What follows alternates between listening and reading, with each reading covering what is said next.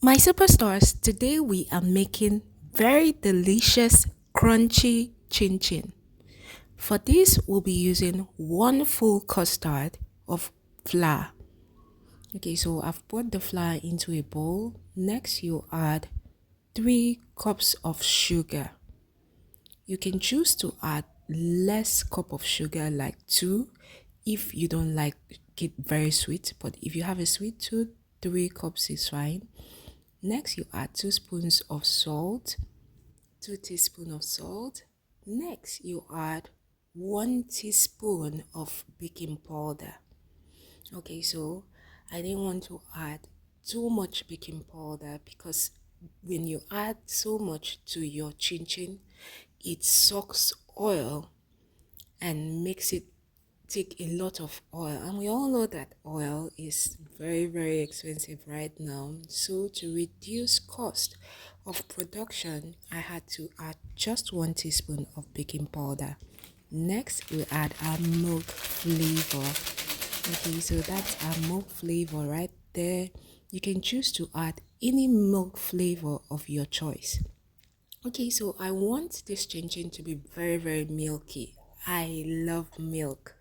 Okay, so now we are mixing the dry ingredients together: the sugar, salt, baking powder, milk flavor. Next, we'll be using 2 packets of margarine. Okay, so you can use any brand of your choice.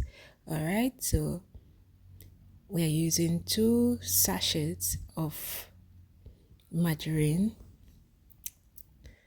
Pour it into the bowl. That's what we're doing right now.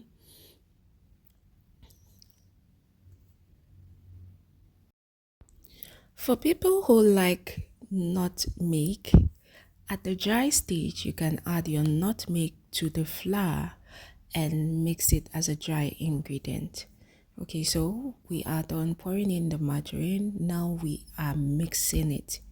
You know, the margarine is thick and of a different consistency, so you have to mix it in and make sure it blends perfectly with the flour. Okay, so mixing this is a very important stage in chinchin production because this is one of the things that determines if your chinchin will be crunchy or not. Okay, so I'm trying to mix it to make sure that we don't have any margarine granule left. Next, you break your 8 eggs into a bowl. For this, we'll be using 8 eggs, but if you want it to be more crunchy, as in not too hard, you want it to be a bit soft, you can add about 9 eggs. Now I'll be adding our liquid milk flavor. Okay, remember I told you I want my chinchin to be very milky. This particular flavor adds a unique aroma to chinchin. That's why I added it. Next, I added 1 tin of liquid milk. All right, now I'm adding a 1/4 cup of vegetable oil. Okay, so usually normally I should have added about 3 packs of margarine, but margarine was quite expensive for a pack, so I had to improvise. It is an oil, so I added a 1/4 cup of vegetable oil. This helps to make the chinchin more crunchy. Okay, so now I added 60 liters cl of water. You saw I added 1 full sachet. This is to give you the exact measurement of water you need to add to your milk, your eggs. Okay, that will give you a perfect dough after mixing. So the liquid ingredients was a tin of milk, 8 eggs, and a 60 cl of water. That is 1 sachet of water. If you follow these measurements perfectly, you will have a perfect dough for chinchin. Nothing added, nothing subtracted. Okay, So when you're mixing, it may look like the water is not enough. Don't add any extra water. Just keep mixing. Keep mixing. Okay, my superstars, just keep mixing and it will mix perfectly. Okay, the quarter cup of vegetable oil I added is still part of the liquid mix. Okay, so if you're using vegetable oil, then you don't need any extra water. Okay, but if you're using 3 packs of margarine instead of 2 like I used, then you may want to substitute with a quarter cup of water, okay, to have that perfect dough. So we are mixing. As you can see, it's coming out. Okay, and after mixing, this is what we had. Our dough is all done. Okay, this dough looks very, very, very, very good. Okay. So I've cut a portion and I'm going to place it on an already dusted tray. Okay, so I'll be placing mine on a dusted tray. I don't have any other clean surface, so I decided to use a dusted tray. I dusted the tray with flour, okay, so it doesn't stick to the aluminum tray. So next you're rolling it out. You need to roll it out, flatten it. Don't make it too thick, okay? You need to flatten it so you can have a nice cut, okay? From here you can cut your chinchin to whatever size you want. Okay, if you have a slicer, you can use it. But since I'm not a commercial chinchin producer, I make do with what I have. Alright, so I'm using knife to cut. And thank God I had help, because using knife to cut can take time. So if you are going to go into commercial chinchin production, you need to get a slicer. Okay, it will make it faster and easier. But since I'm doing it just for family consumption, okay, so I don't have most of those tools and I had a lot of help. Okay, I have people around who will like help me cut as well, and in no time will be done.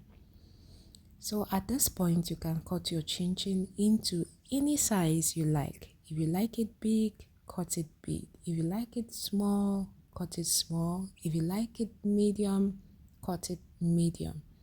Okay, but then don't make it too big so it will fry very fast and will not suck in a lot of oil. Okay, my superstars.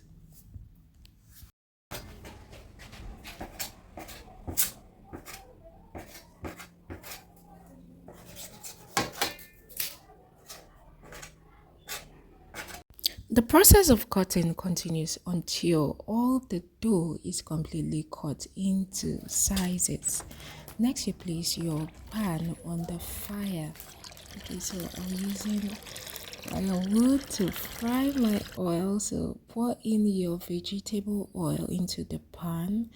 Any vegetable oil of your choice is fine. And if you want to use coconut oil to fry, if you have so much, you can go ahead and fry. Okay, you can use any oil of your choice. So that's our sliced chinchin dough. When the oil is hot, ensure your oil is hot so it doesn't suck in the oil.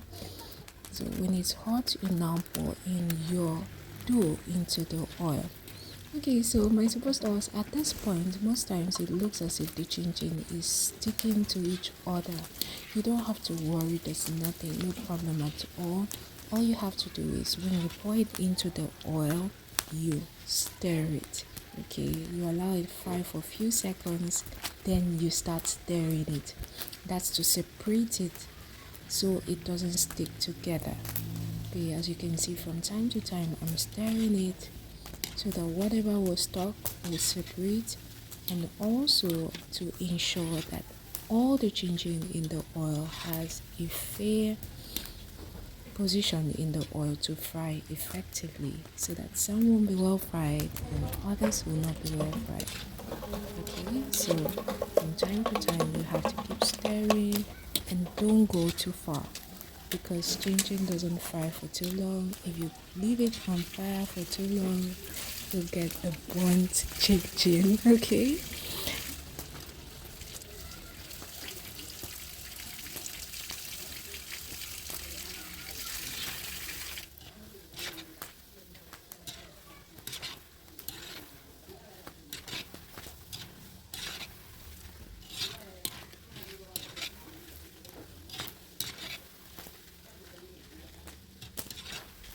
After leaving it on fire for a while and stirring from time to time, at this point our chinchin is ready. Okay, as you can see, it looks light brownish in color. So it's now time to remove our chinchin from the hot oil.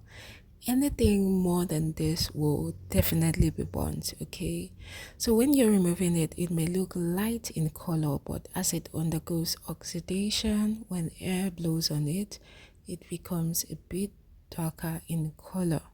So now is the perfect time to remove it from the oil into a sifter and allow the excess oil drain out.